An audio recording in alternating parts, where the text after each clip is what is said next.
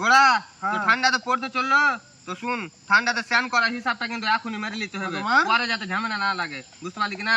তো দেখ, গরমের দিনে কিন্তু আমি কিন্তু দিনে 3 বার করে স্নান করতাম, ঠিক আছে? তো তিন বার করে 3 মাসে যদি স্নান করি দিনে, তো 90 দিন হয়ে যায় 3 মাসে, 270 বার আমার কিন্তু স্নান হয়ে গেছে, ঠিক আছে? 3 মাসে তুই 3 মাসে গরমের দিনে কবার স্নান করতি দিনে? আমি ওই মাঝে মধ্যে 2-1 বার করতাম। আর না তো এমনি ডেলি? হ্যাঁ, এমনি ডেলি। তাহলে তোর আমি মোটামুটি ধরলাম, তোর মোটামুটি 150 দিনই ধরলাম, ঠিক আছে? তো এবার ঠান্ডাতে কয় মাস পড়ছে বল?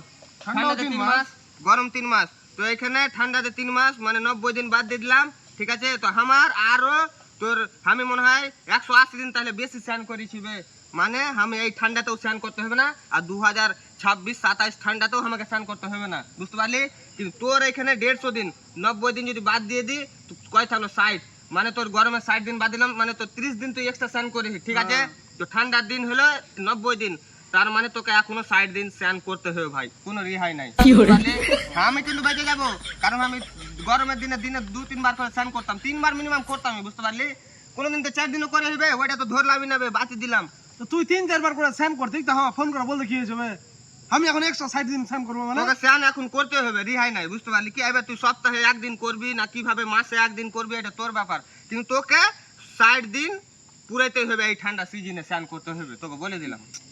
তুই হামা যদি প্ল্যানটা যদি করে রাখতি, গরমের দিনে 3 বার করে স্নান করেছি, এমনি না আমি ওইদিকে 1 যোগ করে দে দিনে, আর এদিকে 2, এইদিকে ঠান্ডার দিকে ধরতে হবে, বুঝতে পারলি কিনা? হিসাবটা তোকে বুঝতে পারলাম। হ্যাঁ, বুঝতে পেরে গেছে, কিন্তু আমি বিরাট বড় ভুল করে দিই। ভুল করে হে তো তুই দেখ কি করবি, দেখ তুই 2 দিন পর পর স্নান করতে পারিস, ঠিক না? 2 দিন পর পর স্নান করলে কিন্তু তোর আশা করি হয়ে যাবে, মাঝে মধ্যে ডেলি মেরে দিলিবে, তাও মেকআপ হবে না। এবার যদি রোজ যদি উঠে যায় ডেলি কিনা, ধরলে 1 সপ্তাহ রোজ উঠে আলো, তখন রোজ মেরে দিলি বে, আর দিনে 2-3 বারও মারতে পারিস বে, যদি রোজ উঠে যাবে। আমার ঠান্ডা ধরে যে একটুতেই আমি স্নান করতে পারবো ঠান্ডা দিনে। রেহাই নাই ভাই, হিসাবে চলতে হবে, বুঝতে পারলি?